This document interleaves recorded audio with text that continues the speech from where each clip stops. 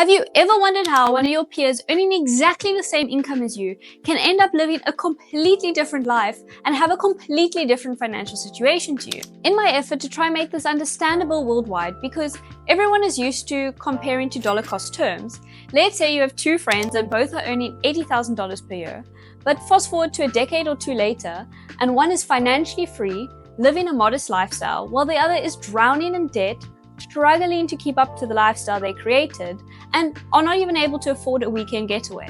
So why does this happen? In this video, I'm going to share with you the key differences in habits, mindset, and decision making that determine whether someone ends up wealthy or poor. And you'll be able to clearly see that even if you earn the same income as someone else, how your situation in life could be completely different over time. And most importantly, the proven strategies that you can start implementing today to build a solid financial future. So stay tuned, because what you're about to learn could change your life. The most important aspect is that it's not always about how much money you make, but actually about how you manage the money that you earn and how much of that money that you actually keep. Because believe it or not, becoming wealthy isn't just about luck or having a high-paying job. It's about developing smart financial habits that you can control and that set you up for financial success. The first thing we need to understand is that what you make is actually only one part of the equation to becoming rich and wealthy. Sadly, this is the one thing in society that is highlighted, as people on social media like to focus on the fact and brag about how much money they are making, instead of actually sitting down and discussing boring financial habits that can lead to financial stability. And as you have heard in pretty much every YouTube video, that majority of the people who earn over $100,000 a year in the US are still living paycheck to paycheck. And so this clearly remains a problem. So how could that be? I mean, you would assume that someone earning this much will be financially successful and stable. It comes down to three common mistakes that lead to those becoming poor, even if they are earning a decent income. The first wealth killer is lifestyle inflation.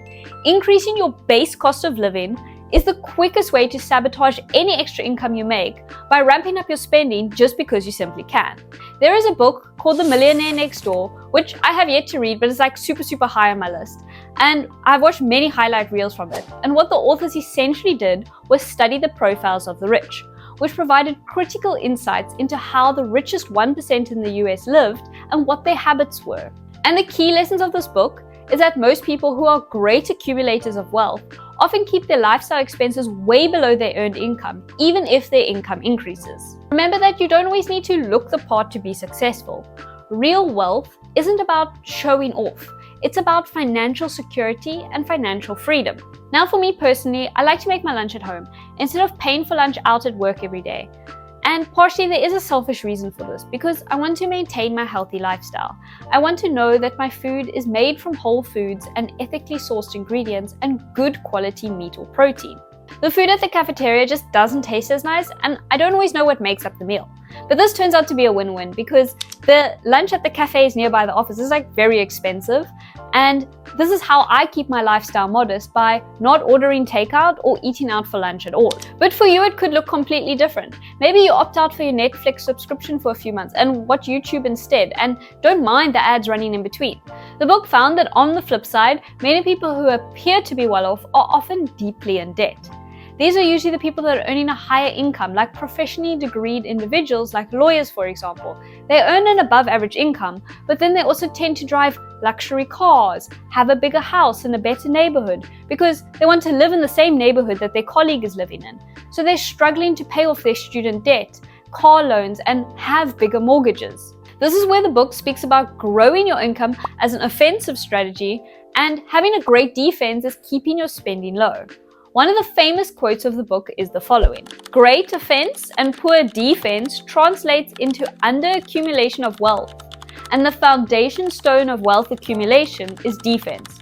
And this defense should be anchored by budgeting and planning."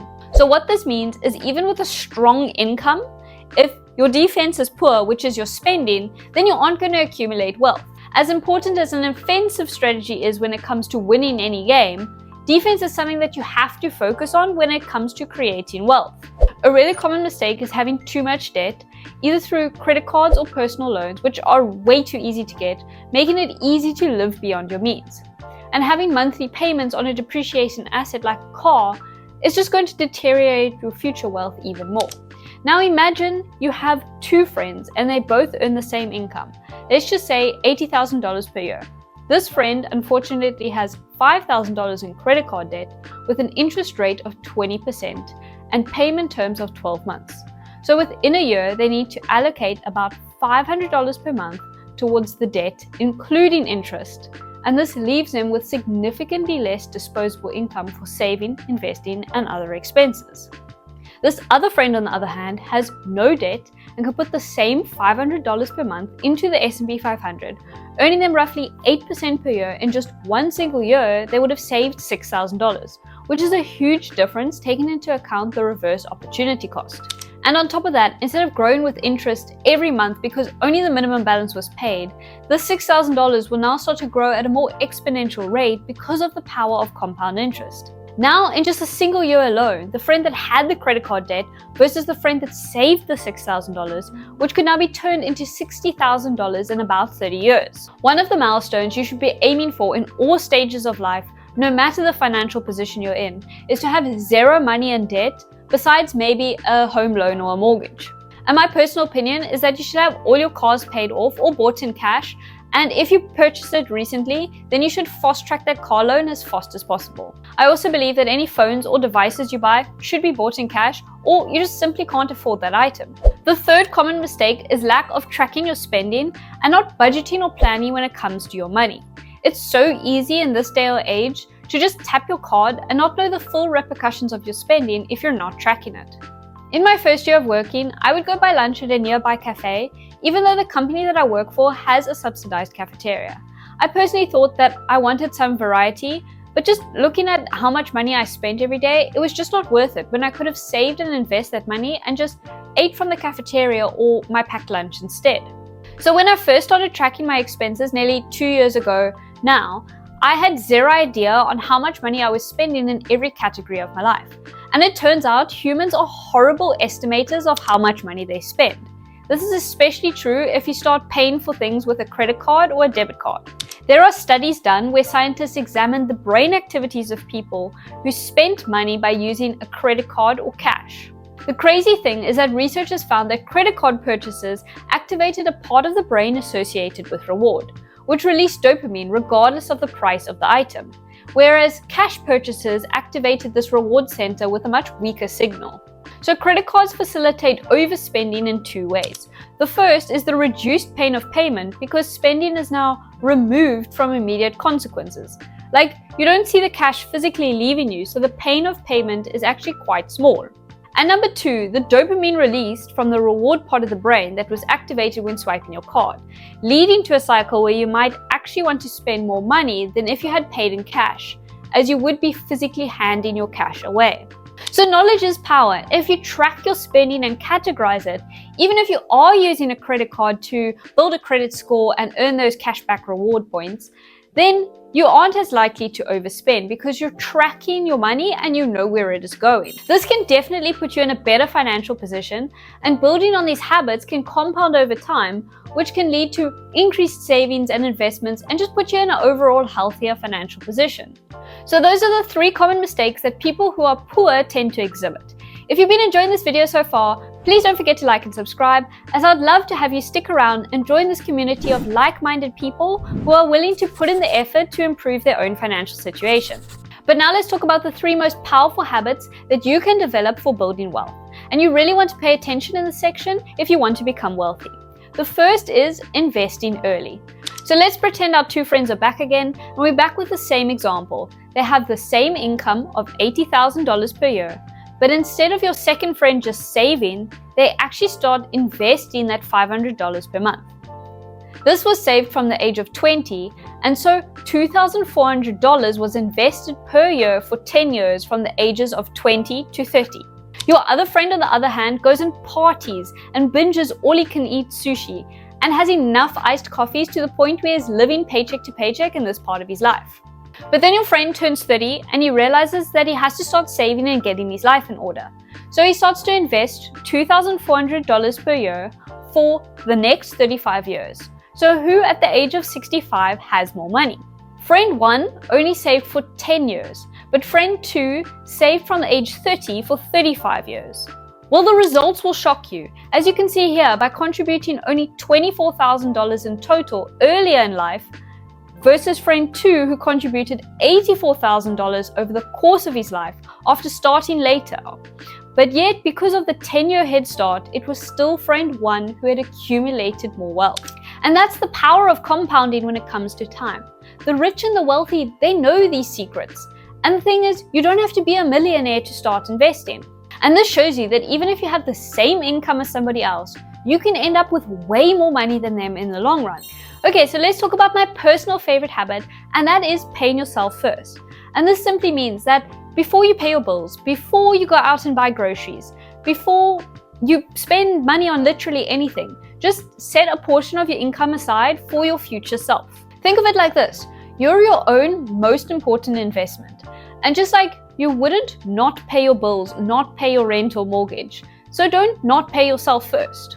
And it really doesn't have to be a lot or nearly as much as your largest expense, but just start building this habit of paying yourself first, so that as your income increases, then this amount can grow over time. And I know this is a very tiny habit, but just like everything else in personal finance, tiny habits have the compound effect which can lead to financial success. Habit number 3 of somebody who ends up rich is that they focus on assets and not on liabilities. Wealthy people prioritize spending money on things that can make them money or provide them with more value than the effort that they will put into it over time. For example, stocks, real estate, or starting a business.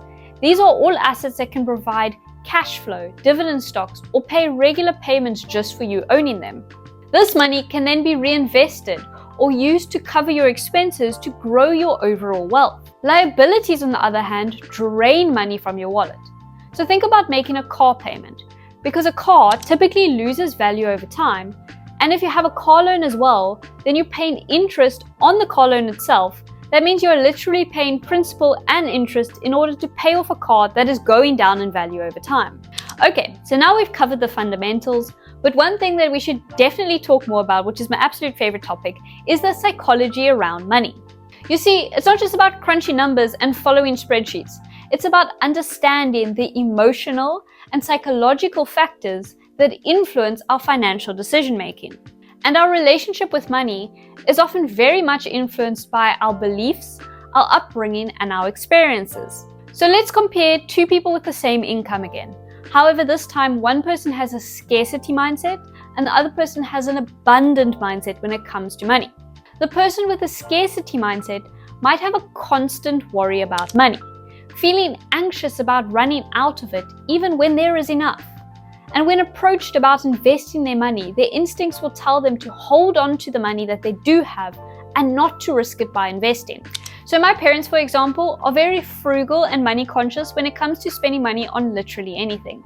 And as they are thinking about retiring in the next few years, their scarcity mindset holds them back from spending money on some things and experiences which they have worked hard for after all these years. So I'm trying to shift my natural scarcity mindset that has formed into one that is a little bit more balanced between a scarcity and an abundant mindset. And someone with an abundant mindset firmly believes that there's enough money to go around now, and that in the future, more money can always be made. And so they invest their money now, not for the fear of it going down, but because they see money as a tool to grow their wealth and build a better future, and they accept the risk that comes with it.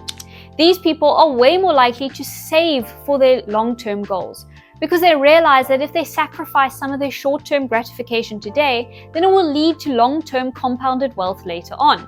This success builds confidence and then further reinforces this belief and the potential growth, and then this becomes a continuous cycle. So let's consider the first practical steps. My biggest advice is just to track your spending and be in the know of where your money is going, and then set a realistic budget on this. The second step is to get rid of any consumer debt that you may have as fast as possible because it is destroying your wealth. And the third step is to actually save and invest regularly because the wealthy know that this is the way to guarantee their wealth and make their money work for them.